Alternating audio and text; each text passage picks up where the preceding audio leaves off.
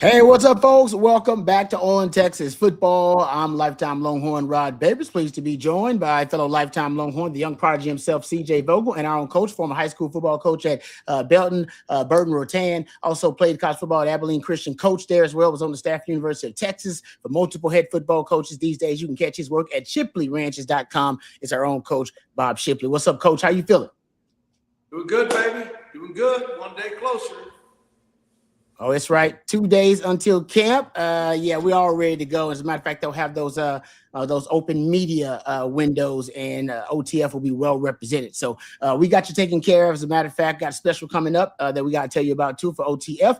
Shout out to our sponsors. Shout out to our friends over at Vaughn Lane, Hardgrove Roofing, and Prize Picks. We'll tell you more about them coming up a little bit later on as well. But the show belongs to you. Whatever you guys want to talk about, show of the people, for the people, and by the people. Throw out your questions and your comments, and we'll try to address as many of them as we can. What's up, CB? Super chats always jump to the front of the line. You can interrupt the show at any time. Just throw out a super chat. We'll appreciate that. All right, let's get right into it. Obviously, we got a lot we can get into on the show. We will address a number of different topics, obviously getting close to training camp, so we'll talk a lot of Texas football. Paul Finebaum was on the Crane and Cone show earlier today, CJ. And last year was about his man crush on Arch Manning. But this year, maybe he's got just a crush on Texas, period. When they asked, did he pick Georgia to win? I believe it was a buy or sell kind of situation there. Would he take Georgia to win the SEC? He actually said he'd sell, and he's going to take Texas to win the SEC this year.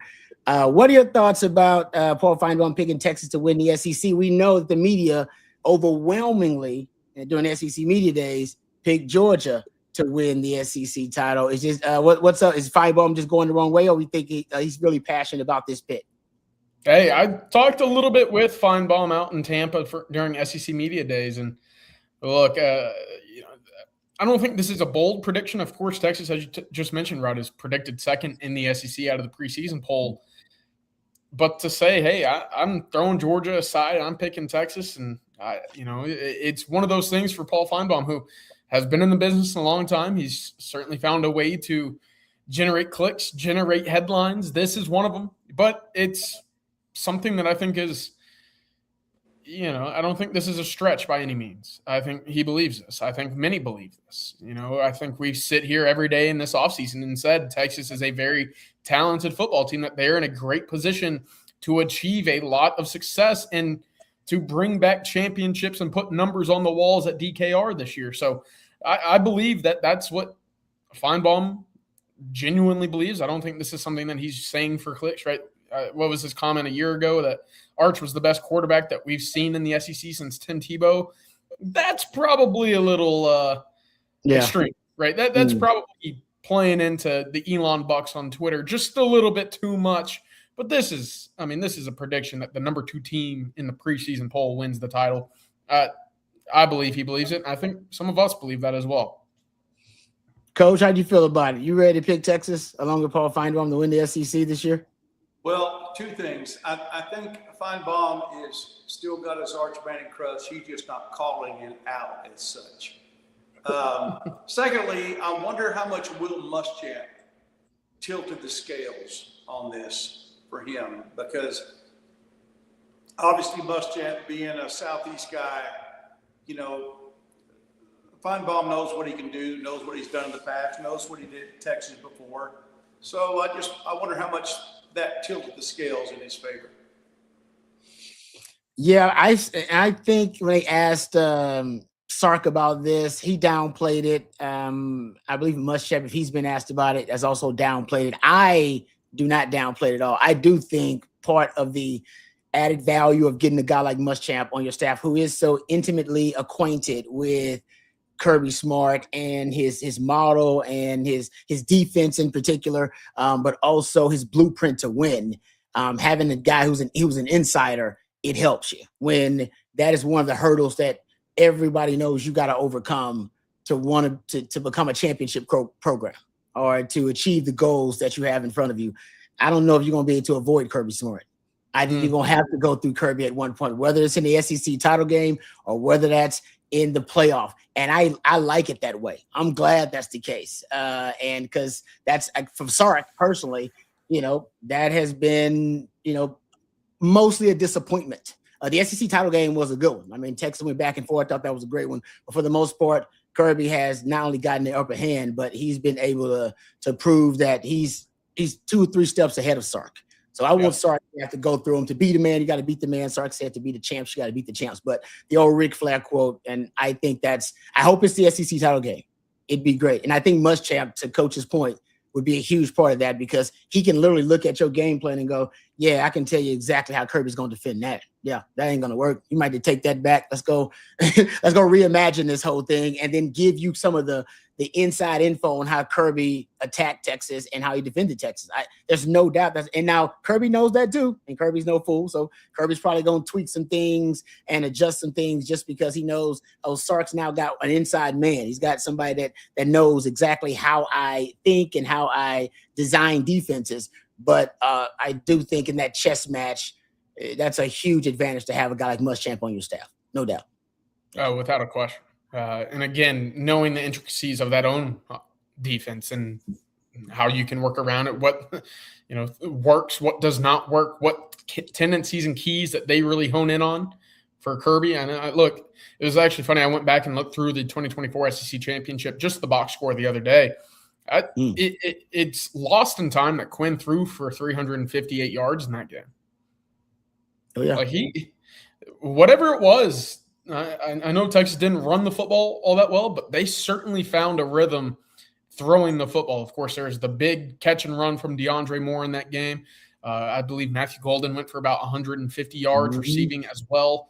They found something that worked. Now with an offense with the firepower that this group has, are you able to replicate that success moving the football while cashing in for points? Because was it 5 field goal attempts for Burt Auburn in that game? And of course, we don't need to rehash. We needed to move it to the left hash. I know. That was my best work. I'm sorry. But point is, it goes back to the execution, goes back to the red zone and making sure that drives end up with a PAT rather than a field goal attempt. And that's something that with this group can start get them over the hump. I hope so. And I went and did some research on just the SEC title is one of those things that it seems like there's this almost this aristocracy within the SEC that wins SEC titles, and everybody else is just playing for second, third, and fourth. Here are the numbers. Since 2014, you've only had 3 teams win the SEC title. That's crazy. Georgia, Bama, and LSU. Since 1999, it's only been 5 teams to win the SEC title. Georgia, Bama, LSU, Auburn, or Florida. That's it. And since 1977, you just add Tennessee. And then that's it. So since 1977, you got to go. In 1976, Kentucky and Georgia won a share of it. You got to go back all the way in 1963 to find somebody outside of basically that big 6 that have won an SEC title alone, obviously, without having a co-share championship with it, was Ole Miss in 1963. But since 1977, only 6 teams: Georgia, Bama, LSU, Auburn, Florida, Tennessee. That's it. That's crazy. It's a freaky stat. So Texas would disrupt that. I will say every few years, every like 7 years, you do kind of a new champion, which is good, and kind of breaks up the monotony of the monopoly, if you will, that Georgia, Bama, and LSU and Auburn and Florida pretty much have on the SEC title. But it would be something new because, like I said, it's been Georgia, Bama, and LSU since 2014. And Texas has how many conference titles since in like the last 30 years? 5? 4. Is it 5, Coach? Didn't you win the last Southwest Conference title? First Big 12 title? 3 in the Big 12 and then 2023. Yep. And then, yeah. So is it 5? Mac had 2 of them. I believe that's where you are. So you were like, oh, man, you've only won 5 in 30 years. It ain't like it's an easy thing to do. Yeah. 5 in 30 years, you'd think you'd have more than that. No, 5 in 30. That's what you got, Texas. the brand that is Texas. So winning an SEC title would be huge for the University of Texas and the program. I don't want to downplay it. I know some people downplay it. I don't. This close to fall camp, of course, the players report back Wednesday. They get back on the field. We're out there Wednesday and Thursday this week watching them. Can't wait to bring y'all practice reports. But this close to getting all those guys back into the locker room, getting them back in for team meetings. Coach Rod, I mean, y'all have been in locker rooms plenty of times when it comes to this, far out from week one. How do y'all make sure that this isn't something that makes it around the locker room? A guy like Finebaum saying they're the pick to win it all, win the SEC. You hear rat poison all the time, Coach. How do you just block that out? Well, Georgia's done a pretty good job of blocking it out, apparently, as did Alabama back when Nick Saban was there. But, it's just, again, I hate to keep beating a dead horse, but, every year it seems like there's a group of people that say this is Texas year. This is Texas year. I don't know that we've been able to say that with as much confidence as we can this year, although nobody can say for certain this is Texas year, until we get that offensive line proven, until we get that red zone proven, until we see Will Muschamp's defense proven. There's a lot of get that running game proven. There's a lot of ifs, but it does seem like the pieces of the puzzle are there, and it hasn't fazed Georgia much to have that hanging over them as they start the season, because more times than not recently they have been the Big 12 champions. Mm-hmm. SEC, sorry. Yeah. Freudian slip. Yeah. No, but that's always something that made me laugh a little bit was when Georgia won their second national championship, back-to-back years, right? I believe they began the year, ranked number 1, number 2 in the preseason, and they win the national championship. And the first thing that you hear from one of the players on the post-game ESPN press conference or on-field interviews is, no one believed in us all year. Yeah. And I audibly laughed because I said, y'all, Georgia just won the national championship. You began the year number 1 in the country. And somehow, some way, Kirby Smart was able to implement the idea in that locker room that they were underdogs or that they were counted out based off of what they had accomplished and achieved the year before. And that's something that when you talk about great leaders, when you talk about great head coaches that can motivate, and really what's so important in today's day with 50 or 60 or 70 even brand new players in a given locker room with the portal, with high school coming in, with guys coming back from the NFL apparently. There's so many new faces and so much turnover. Whichever coach can motivate their team the best, they're going to have that edge, the way that they can bring those guys together. And I credit Sark for Culture Wednesdays, because I believe that's going to be a big part of what we see on the field this year as well. And Jerry, I would say Jerry did a good job. He came up with this theory, and I agree with it, that because you've brought in a lot of guys via the transfer portal, obviously the most talent you've acquired via the transfer portal this cycle, and you brought in a lot of guys, high-level players, but who haven't really won. Like Cam Coleman, he's your top player that you brought in via the transfer portal. He ain't won nothing at a high level. Ian Jaffard's a good player. He didn't run anything at high level. Rasheem Biles was on good teams, but not great teams. Bo Masco with Rutgers, they were terrible. So you brought in a lot of guys that they should be hungry. They should have that hunger and really want to win, because they've never really done it at a high level. I think that helps to have guys that have that. I call it that competitive sickness, Coach. That's why we all praise Michael Jordan. It is a sickness, but hell, Michael Jordan was still talking about the coach that cut him in high school after he had already won championships, right? He brought him up on his Hall of Fame speech. His Hall of Fame speech, Michael Jordan still once took a shot at the high school coach that cut him, because he still has that chip on his shoulder. And if you figure out like how to motivate yourself, you can use those instances where you feel slighted or disrespected as almost motivational currency. Yep. You can spend it when you need to motivate yourself. At any time, whether it's for a game or this off season. And Michael Jordan was probably the greatest of all time at using motivational currency that he had. Remember they talked about in the documentary, he made up slights with players and coaches, they was like, Mike, I never had a problem with you. And Mike's like, nah, we had a problem. I don't like that guy. He disrespected me. It's like, how did I disrespect Mike? I didn't do anything. But that's how a competitor thinks. And I think that psychology is important. So I agree with you, CJ. I'm with you. If Sark can be able to channel it the right way, because Kirby's figured it out. I don't know how the hell he does it, but he figured out that the dogs are always the underdog. And I don't understand it, but he does a great job psychologically of being able to put them in that place. Mm-hmm. Well, I don't think there's any doubt that the greatest motivator in all of college football is somebody that has a chip on their shoulder. There's no doubt. Whether it's real or imagined. You know, I've said this before. Back in the day where you could manipulate on the computer, you could back in the day you could download an article off the computer, put it in a word processor, and change some sentences. And I would do that all the time with my high school teams. I would say, well, you know, this is just another game on the schedule. We're really looking for the next week. That's going to be our big week.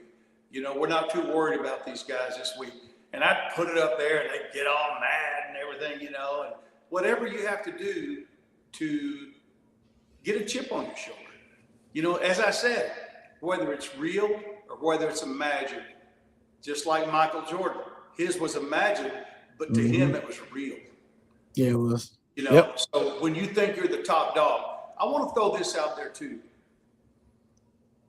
How many, we've talked about this in a roundabout way for a couple of years, but how many SEC favorites are favorites since Tim Tebow at Florida because of their quarterback? Tim Tebow's teams, you just had this feeling that he was going to carry the team to the championship. Has there been another quarterback with, and I'm not saying, you know, Arch has pressure on him. He puts more pressure on himself than anybody probably, but what if Arch wasn't the quarterback? You know, it seems like Georgia is almost like just remove and replace, you know, hand the ball off, make your short passes, high percentage passes, and we're going to be okay because we're going to play great defense. But it seems like we put all our chips on our quarterback. And possibly this year that's because we have some good running backs, but how many solid, proven running backs do we have? SEC caliber running backs that are proven that we have. And so, you know, as you said, we've got a great receiver from Auburn, but they never won anything. You know, we've got these pieces of talent, but they've never really won on the big stage. And we seem to always go back to Arch. Arch is going to have to lead us. And we need to get the program to the point where it doesn't matter who the quarterback is. You remove and insert a new one, and you still have the winning formula. That's a great point. We, as a program, Texas hadn't been there in a while. I mean, I think Mac got there, but he was still built it around celebrity superstar quarterbacks, right? That's what he brought into Chris Sims. Like, he wanted the big time superstar quarterback. He built it around the whole offense around Colt McCoy, Vince Young. They changed the offense for. So it's interesting. Texas has never really been that program, at least in the modern era. They've been kind of a quarterback centric program. You know why? Because we haven't played consistently good defense, and we haven't had a consistently good running game, aka offensive lineman. Consistently, like, you know, Georgia's going to have. Yeah. Good point, Coach. Yeah. I mean, I think we'd all sit here and argue, talent-wise, Arch Manning ahead of probably what a Stetson Bennett was.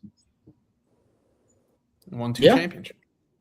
You know, there's different levels of quarterback that you would probably take. A lot of times would probably be on the sideline of the Texas Longhorns. But how much are they asked to do within their system, and how much is taken off of their plate because of the surrounding cast around them? Exactly. Coach, I hope, and I think we'd all sit here and say the same thing. For the most part, I hope that cape for Arch Manning stays in the closet. Last year, boy, that thing was tattered. It was ripped. It was beaten to shreds because he had to wear it every single play of every drive of every quarter of every game, right? And he had to pick himself up off the turf plenty of times because of that offensive line and because of not having a run game. So this year, I hope that's the case where maybe you pick it up for a drive or two in the fourth quarter, but throughout the game, that thing's getting dry cleaned. That's out, getting washed. You don't need to use it because, boy, I don't think Arch could go another 12 or 13 games of health if he had to take that same brunt from a year ago. It just couldn't happen. Well, how many NFL quarterbacks since Cam Newton has there been that the team success revolved around him? NFL quarterbacks are like Georgia quarterbacks, Alabama quarterbacks. They manage the game. They don't get you in bad situations. They're maybe not incredibly flashy. They may not have incredible stats, but they manage the game well. And they do that with a great defense and a solid running game. Yeah. I've always said that there's two jobs of the quarterback on offense, two jobs. Protect the football and find a way to get your team into scoring position, right? Anything else can happen inside of the red area. Your kicker is there for a reason if things stall out, but you cannot turn the football over and put your defense in tough situations. Texas obviously did that way too often in 2024. I thought Arch in the second half of the year, we talked about it with 18 touchdowns and 2 picks in the final 7 games.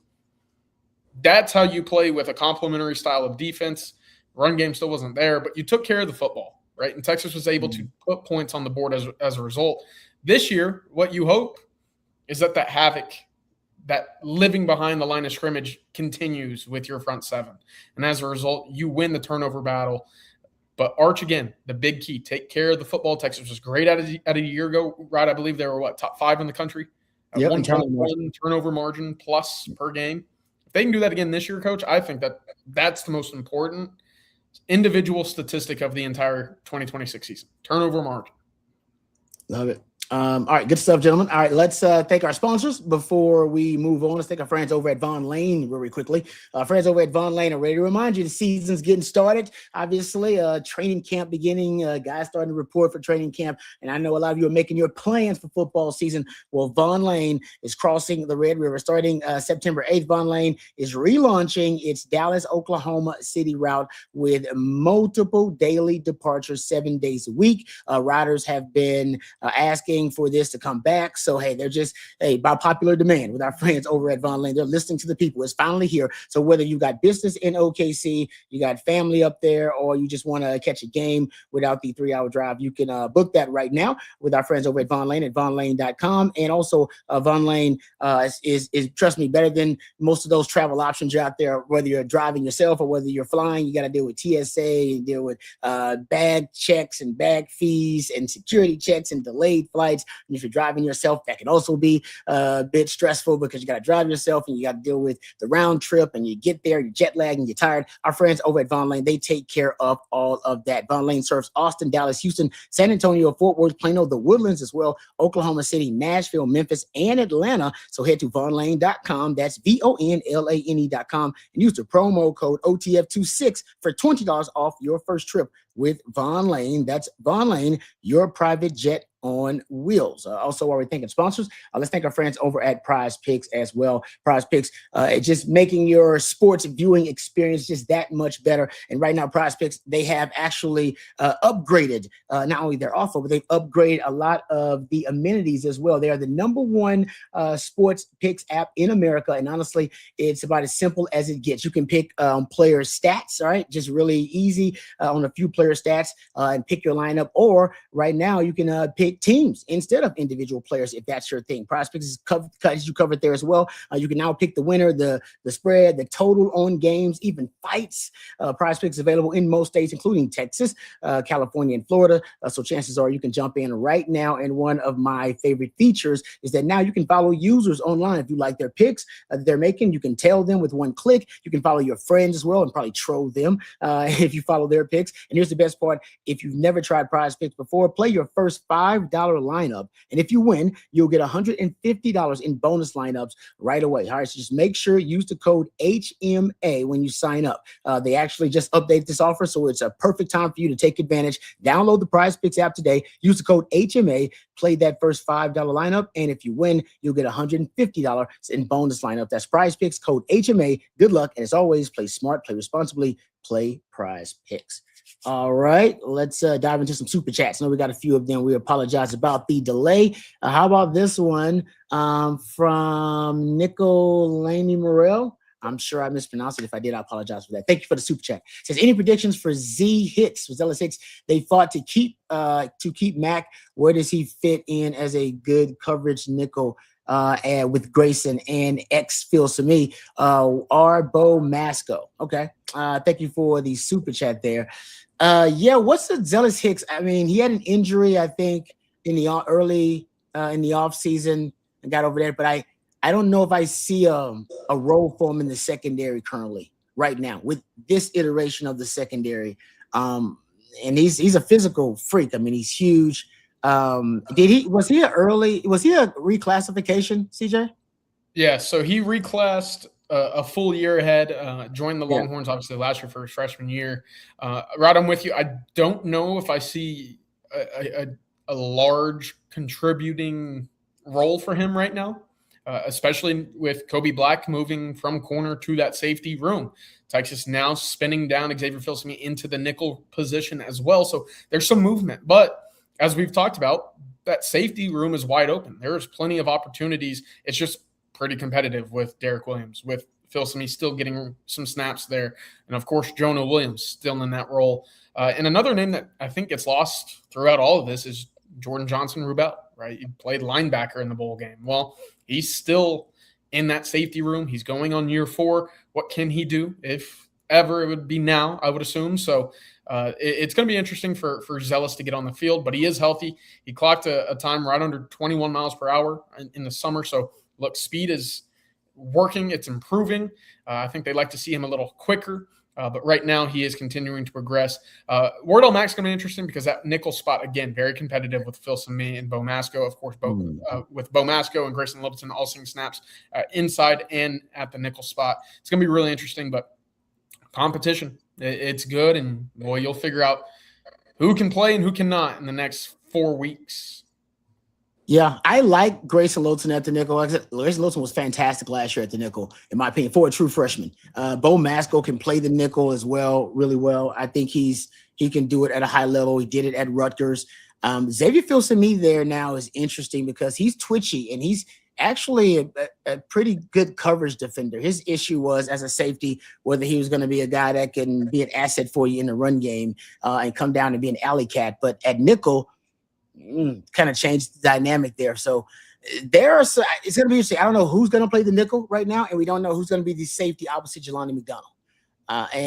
So you do have probably in the secondary, it's probably O-line and secondary, you probably got a lot of questions. Secondary still has, I think, more proven commodities overall, but you still questions about where guys are going to play and what the rotation is going to be there and who's going to ultimately win that spot, that safety spot, opposite Jelani McDonald. So good stuff there. All right.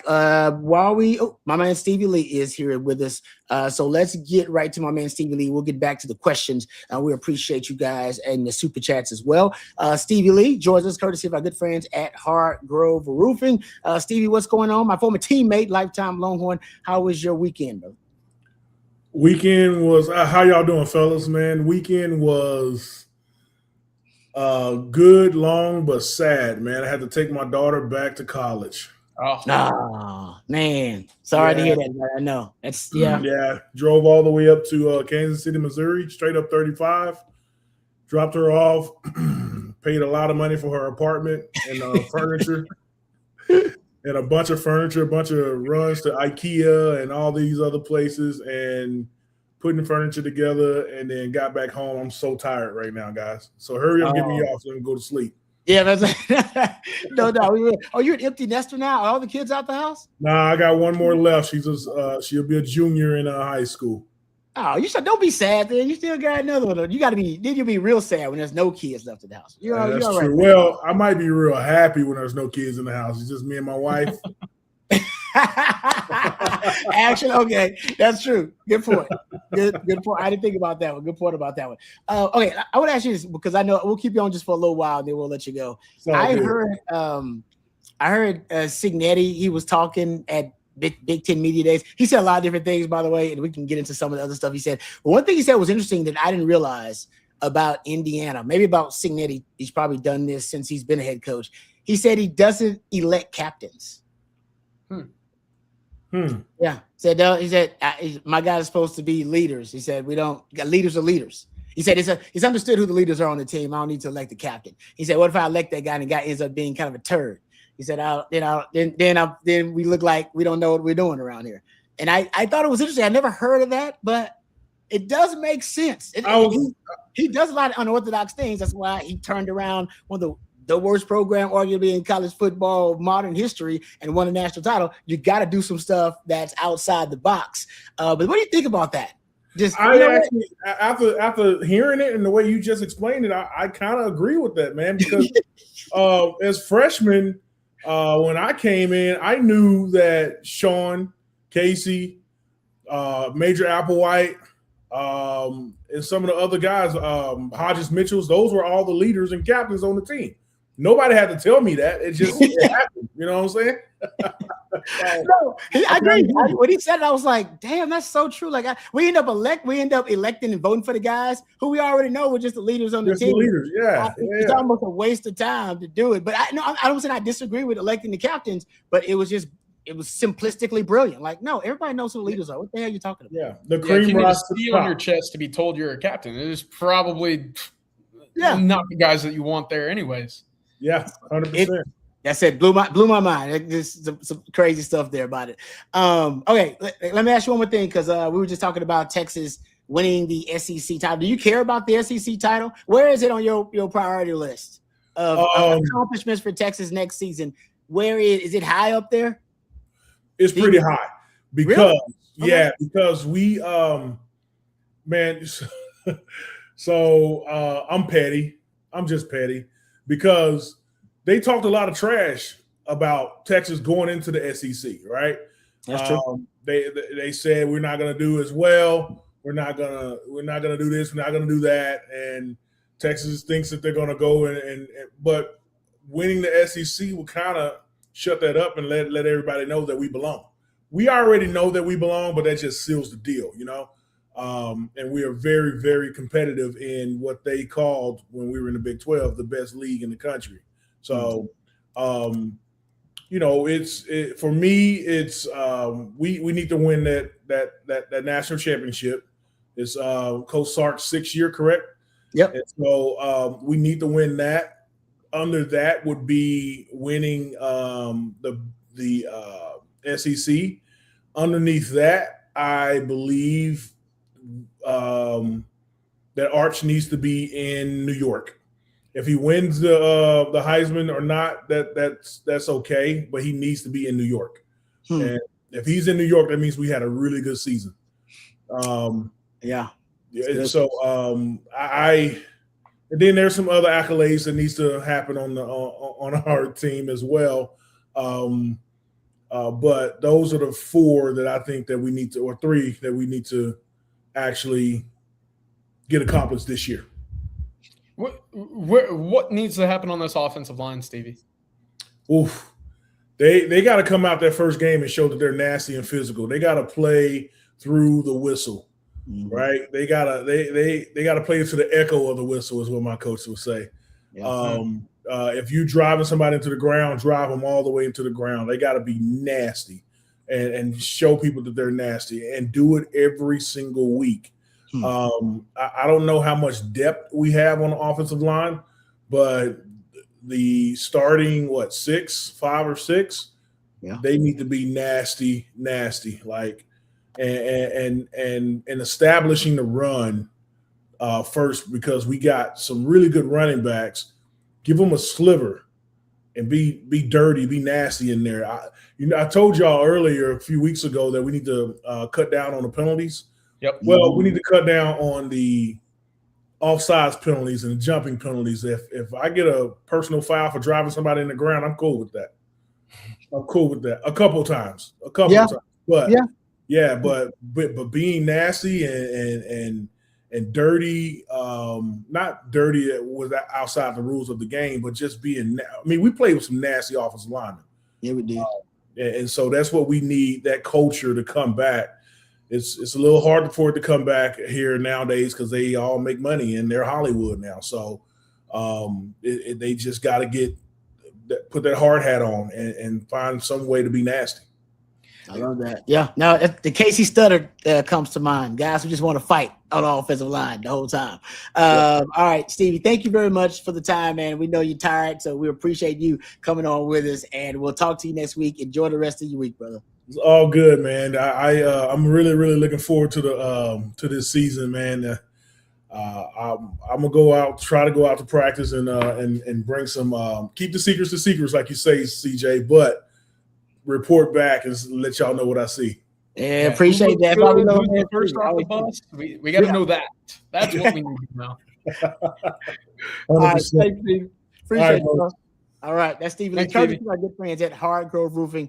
Check out hardgroveroofing.com. Offices all over Texas, Louisiana, and Arkansas, but they are the most pro burnt orange roofing company out there. Give them a call today, 512-645-3202. Know who's on your roof with our friends at Hard Grove Roofing. It won't be Stevie Lee, but he can vouch for the character of the fine folks at Hard Grove Roofing. I've actually met the folks there as well. We've done several activations with them. They are really good people. They're really customer service is their top priority. So they will take care of you. They'll make sure they treat you the right way, and they'll do the job right as well. So trust the folks over at hardgroveroofing.com. All right. Appreciate that. And we are going to bring on my man Hank South in a couple of minutes because we're going to talk about that decision, the latest decision that allows the court decision that allows the 2022 class an extra year of eligibility. There were clarifications about that it has to be, unless there was an injunction in your specific case, that it has to be with the school, or unless you were already also in the transfer portal, if your name was already in the portal, that it has to be with the school, I believe that you are last committed to. I don't believe you can 22 class members can transfer to other schools. I believe that was the clarification, but Hank South is going to join us and give us the latest because I think he was in on a call that actually gave some more details about the latest decision that allows the 2022 class one more year of eligibility. All right, let's get to a couple of super chats. Before that, how about this one from Silver Spur Sicko? Says, when will Bobby let us christen the new office? I believe I've not seen it because I've been in the Pacific Northwest for a week or two, a couple of weeks. But CJ, I believe, has seen the new place. Yes, actually. Hank, Jeff, and I made a trip out last week. We got to take a look at it.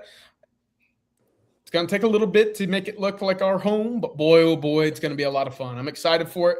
I know producer Matthew behind the scenes has plenty of plans for it as well. But no, it should be very fun. And, here in the immediate future, we should have some really cool content ideas coming out of OTF HQ is what I think I'm going to do. I like that. OTF HQ. That's good. Club OTF, maybe. I don't know. We'll work on that. No, I like that. I like the OTF HQ, though. Will there be bunk beds? There definitely is going to be some people sleeping overnight in that damn office. I know it because the guys work too hard. I know somebody going to be using it as, just an overnight slumber session. But I don't know if they got bunk beds. That's on Bobby. I don't know who's going to decorate it and how it's going to be decorated. I got to go see it as soon as I get back. I'm excited. I'm going to try to get to see it when we all get the open practice. I'm going to see if Bobby can shoot me over there real quick so I can check it out. No, it should be fun. I'm done with bunk beds, by the way. I'm done with them. After Tampa, I tried to spend one of the nights on a top bunk up there. I realize that's kind of the threshold for when you're getting old is can you get up and down from a bunk bed without cracking something, I'm out on bunk beds. I can't tell you the last time I was in the bunk bed, and I don't want to ever go back. I don't ever have to do that. All right. Thank you for the super chat. I believe we got one more here, but it's from Malachi. And Malachi, thank you for the super chat, but I'm not sure if you had a question or not. So if you do have one, kind of throw it out there, and we'll try to address it. But if not, either way, we appreciate the super chat. All right, I do believe we got my man Hank South joining us. Right. Oh, how about this one? Can family sleep there when in town for home games? I see a money making venture. That's from Mama Vogel. Yeah, I think. Honestly, I'm gonna let CJ handle that. I'm not gonna invite Mama Vogel anywhere, but she is more than welcome. You're getting put to work, Mom. I mean, come on. This is our company office. It is close to the stadium if you want to go to the games too, though. I mean, it's really close. It's definitely walking distance there. All right, Hank, thank you for joining us. We appreciate you taking the time here. And you were actually privy to a call about the latest court decision that has kind of thrown college football in disarray, which seems like that's happening every other week or so. But this one allows that 2022 class an extra year of eligibility. What can you tell us? Can you first of all give the folks out there a little synopsis of the entire thing for those who are out there who just want the Cliff Notes version of this thing and not have to dig that deep into it? Yeah, so the 2022 situation from last week, they've kind of come out and said the NCAA is going to appeal kind of just the broad scope of it. We're saying like everyone just gets a year. They're still trying to, I guess, rein it in a little bit. They came out and did say this does not apply to anybody that has signed a professional sports or professional league contract. So guys that have signed with the NFL that maybe don't make the roster, they can't come back and still have eligibility. So that's kind of where we're at with this right now. As far as it goes with Cole Hudson, obviously he was granted, or I guess he has the court date and everything, and he can actually start practicing with the team. He never actually signed with the Cowboys or any team as an undrafted free agent. So he actually is cleared to, I believe, even practice with the team this week if he decides to. So that looks like it's still on track. But as far as kind of this broad transfer portal situation where, hey, everybody gets an extra year, they came out and said, hey, not anybody that signed a professional contract but also you have to go back to the team you were on unless you entered the portal back in January. So they they limited it a lot. It wasn't just free for all. Hey, if you were 2022 class, you can just come back. Now they've kind of pulled back the reins a little bit. It seems like a pretty reasonable decision now with the clarifications and obviously the details that you've just given us. Is it still expected to be appealed and for there to be immense blowback? Because initially there was a lot of blowback. Then there was clarification. Now even more clarification. Is the blowback still expected to be so negative about this? I'm sure each fan base, depending on the specific player, is probably going to have issues, with it here and there. But I think it'll actually get settled pretty easily because you look at it. There's only so many guys that, if a team was wanting to take them back, why aren't they in the NFL or, why, maybe they were ready for them to exhaust their eligibility. I don't think it's going to be this wide, on the surface when it first came out, it was like, oh my gosh, like it's transfer portal season. Let's go add 3 or 4 guys to our roster before fall camp and just go crazy. Now they're like, oh, okay. It can't just be an open transfer portal window. We have to go look at the guys that were already with the program unless they were already in the portal. So I think the clarification they made, and again, the NCAA is appealing a lot of it too. I think it's going to dial it back some. I'll still be interested to see how it affects college basketball because they have some more time to sort it out and figure out roster count and whatnot. But today, the whole thing, the call was about the Protect College Sports Act with, obviously we saw the SEC and the Big Ten sign on to supporting it last Friday night and kind of a about face because it looked like it was dead in the water, like with where it was at mid last week. And they came back and threw their support behind it. And today kind of the broad, and I'm not a legal guy, so, I'm probably not going to use the right terminology in every way, but basically they now have figured out a way to where the third party business associations, so like the Learfields and the company, obviously school sponsors, Adidas, Nike, they can now those NIL deals have to be part of the rev share cap.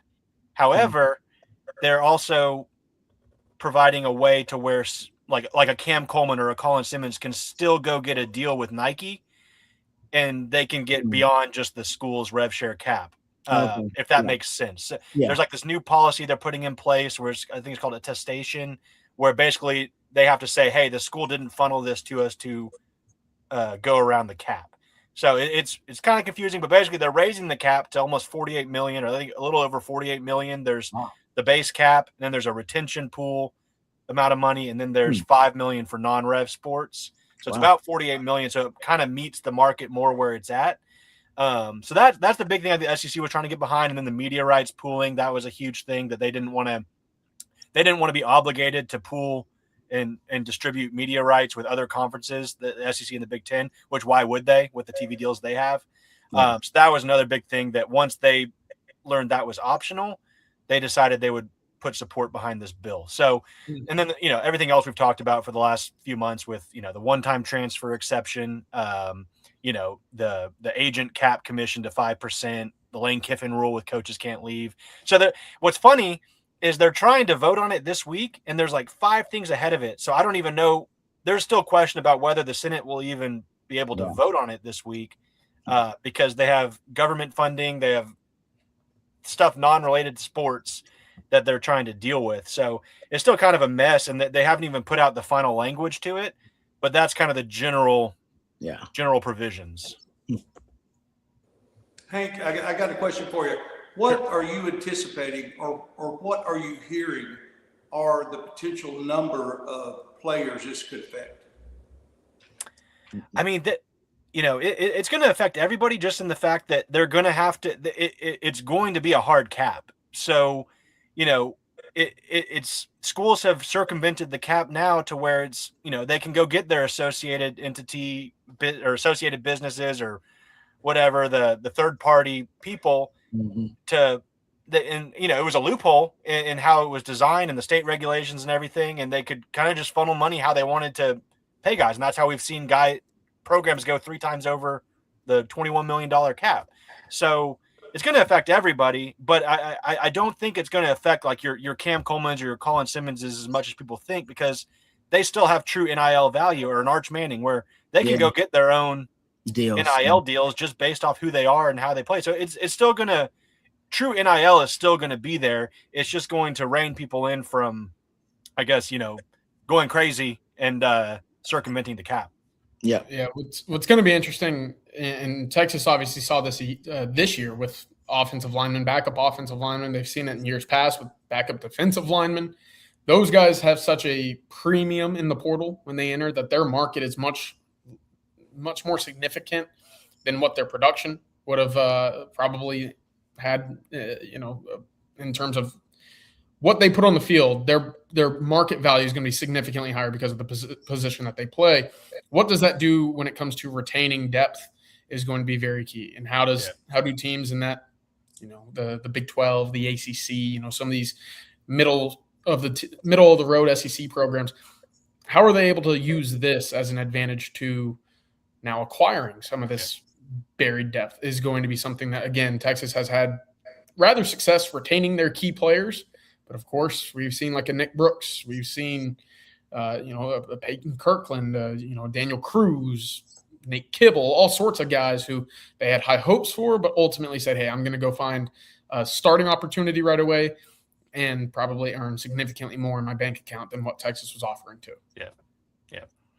I think that, the general hope is, I think from a federal standpoint, is this evens the playing field. And I'm sure there's going to be loopholes found to where, we can still see people take on the phone call today. They were talking about it being rosters that are like $80 million. And I'm like, I haven't heard of an $80 million or $70 or $80 million roster. Wow. That kind of seems a little extravagant, but yeah, I think they're hoping it evens the playing field. It reins in the whole find a local judge that can give you a favorable ruling. It gives it kind of just broad, obviously federal oversight as opposed to state by state. So we'll see. I'm sure there's going to be loopholes, and we'll be back here next year probably talking about it doesn't really work for everybody. So we'll see. That's usually when it's good, when it's not working really for anybody. It's called compromise. Hey, thank you, brother, for taking the time. We appreciate it. And hopefully we can get you back on the show, man. Talk about something other than legislation and and lawyering. Sounds good. A couple more days. All right. Thanks, Hank. Thanks, guys. Appreciate you. All right. It's my man, Hank South. Thanks. We appreciate him taking the time because he was on that call where it was just Man, I can imagine how much legalese and lawyer speak was on that call, and Hank's just on Total there snooze fest. taking one for the team. So taking one for the team. Thank you, Hank. All right, let's get to. Matter of fact, I want to get to this one thing about PFF actually, because we had Stevie on, and I was actually going to get to it right when Stevie got off, because he was talking about the offensive line and how they got to get nasty and that kind of thing. Well, PFF put out their preseason highest graded SEC offensive linemen. They listed like the 10 highest graded offensive linemen going into the season based on last year's grades. And the Longhorns, obviously Trevor Gooseby is at the top of that list, but Melvin Siani also made it to the top of that list too. And Texas was only, I think, one of 2 SEC schools to have 2 players ranked on among that top 10 list of the highest graded SEC offensive line. I think Missouri also had 2. They had an interior offensive lineman and Caden Green, the tackle, as well. Thank you very much, Matthew. Is it possible that Texas goes from, I don't know if they were the worst SEC offensive line, but they were one of the worst offensive lines in SEC, to being one of the best, if not the best? You're definitely going to have one of the best tackle combos, as this metric is laying out, in the country. I mean, you're in that conversation, potentially have the best tackle combination in the country. Can the rest of the offensive line, pick up and obviously pull their weight? That's the question. Oof. Boy, would that be fun, huh? I mean, I didn't expect to see this. I didn't realize Melvin Siani was that highly graded among the SEC offensive linemen coming from Wake Forest, but he really does look good. And I've got a chance to talk to him too. I've been impressed. I think he is an NFL offensive lineman. Oh, definitely. You got to see him a little bit in the spring, right? I mean, he checks the box from the eye test, right? He walks out there and you're like, that looks like a guy that has a future in the NFL. Then you watch him move and say, oh, a little bit of a surprise, right? He's a little bit more nimble in the feet than I would have thought, given his size. He's a big dude. Pass protection for Arch Manning should definitely improve. I think that is going to be well known, especially Brandon Baker kicking inside.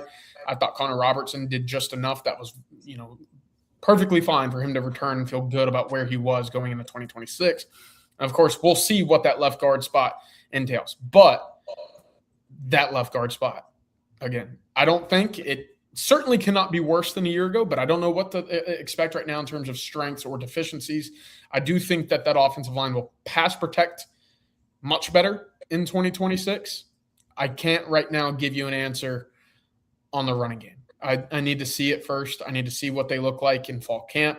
And we need to hear how they do against what is a very veteran-led group on that defensive line when, the scrimmages and live ball situations start to really heat up in fall camp. Yeah. No, I'm with you. Obviously that's what every Longhorn fan wants to hear most about in coming out of fall camp, the updates on the offensive line. And Seymour still got to win that position. I do think he is going to be the front runner at that left guard spot to win that spot. But yeah, you're right, Jimmy. Left guard can't be worse than it was last season. There's no way.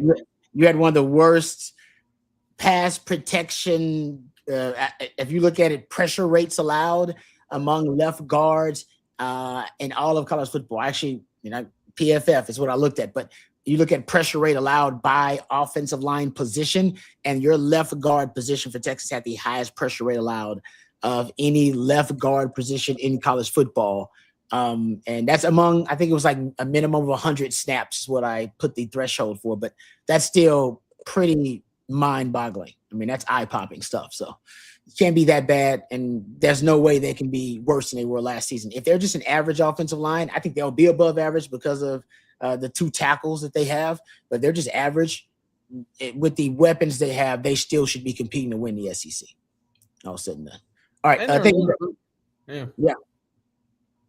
So that 5,200 career snaps with the starting 5 projection with Lawrence Seymour in there, that's up from about 1,600 a year ago. That's a lot of snaps. Yeah, they were inexperienced offensive line last year too. It's a good point, CJ.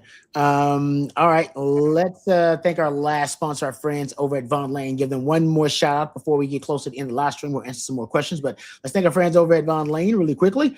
We appreciate our friends at Von Lane, and you will as well, especially coming up this season, football season getting started. So if you are traveling in for some of those game days, you want to avoid the traffic, you want to avoid the parking nightmare.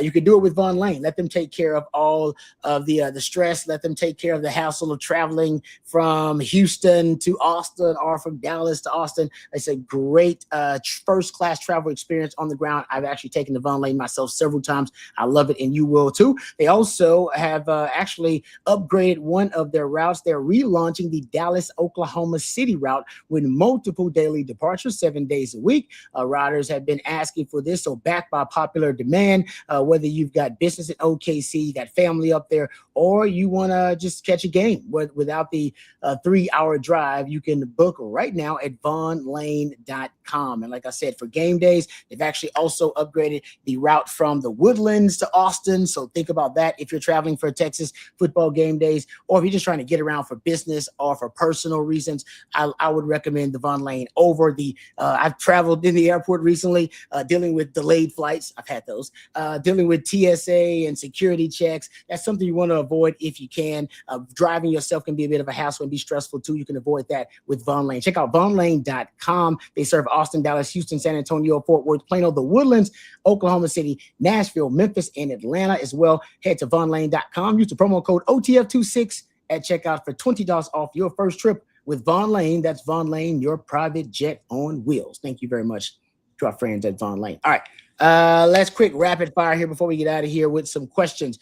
How about this one from Archmania16? Meredith getting number 0 is interesting. Yes, the report at OwenTexasFootball.com earlier that John Meredith, who we classified to the 2026 class, will be wearing number 0. I thought the little tidbit that Hank South put out there was even more interesting, guys, that if it wasn't 0, then it would have been maybe 7 potentially. And you can't wear 7 now because Huff Daddy has his exclusivity to it, which, by the way, deserves. And I think Huff Daddy is the only person that can decide who wears the number 7 on defense. I believe that is the case. I don't know that for sure, but that seems to be the case because I've done the research. The last number 7 on defense was B.J. Allen in 2023. Ever since then, guys, it seems like Huff Daddy, he's the one that decides who wears the number 7. Throwing it out there. No. He saw the play of number 7. He said, wait a minute, I got to take control of this. So, like, this meant something to me. And it's going to mean something to Texas Longhorns moving forward. So, how about? Hey, we've talked about it. Single-digit numbers now are all the craze for all of these guys that are coming out of the high school ranks. For a guy that just reclassified, a week ago, and is getting a single-digit number the minute he steps foot on campus, you got some high expectations. But that tells you just how much the staff sits there and says, all right, we know what we have here is special with John Meredith. You can have whatever single-digit number you want that's available, and that's not number 7. Yeah, the set. I'm gonna get clarification on this, guys. I'm gonna talk to Huff and say, hey, did Stark give you the power to decide who wears the number 7? Because I believe he did, Coach. And I don't think that's ever happened before, but I believe that's what's going on. It's got to be. Because 7 is a cool number. You would take the 7 if he was a young bug, like CJ said. That's a single digit. The 7 is clean. And on offense, it's always somebody with the 7. Keelan Robinson, Khalid Lockett, always somebody with the 7. Huff Dad he's deciding. And you know what? Respect. Because respect for that man. All right? That's legit. You got to earn 7 on the 40 acres at DBU, baby. And you got to have about 5 Lambos in your garage. Oh, that's right. 5 Lambos. That would help. All right. Thank you guys for all the super chats and the questions. Sorry we couldn't get to all of them. You guys were great. I promise if you keep those questions and you really want them answered, we'll get them answered tomorrow. Or you can direct them to the gentleman at Coffee and Football bright and early tomorrow morning. That'll be the man, the myth, the legend himself, Bobby Burton, the estimable Jerry Hamilton.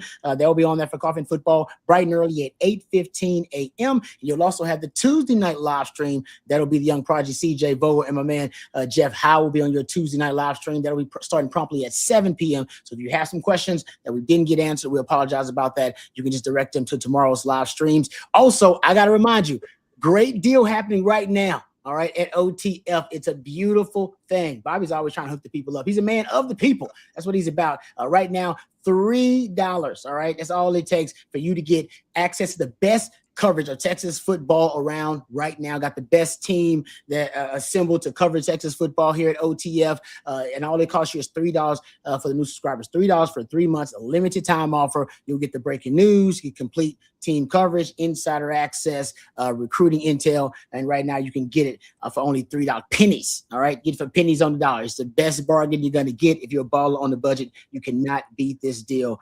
So go check it out. And especially with training camp starting up this week, we'll have you covered, especially when we have those media windows starting up on Wednesday. You want to stay tuned to On Texas Football right here, the YouTube channel, and go to ontexasfootball.com. $3 for 3 months. Can't beat that. All right. Thank you, Coach, for all of your wisdom and knowledge. Thank you, CJ. Great stuff as always. Thank you to Stevie Lee, my former teammate and lifetime Longhorn. Shout out to our sponsors, Von Lane, Hargrove Roofing, and Prize Picks. Thank you to Hank South for joining us as well. Thank you to Matthew behind the scenes. He's the real MVP. Nobody does it better. For Matthew and for Coach and for CJ, I'm lifetime Longhorn Rod Babers. Until next time, hook 'em horns.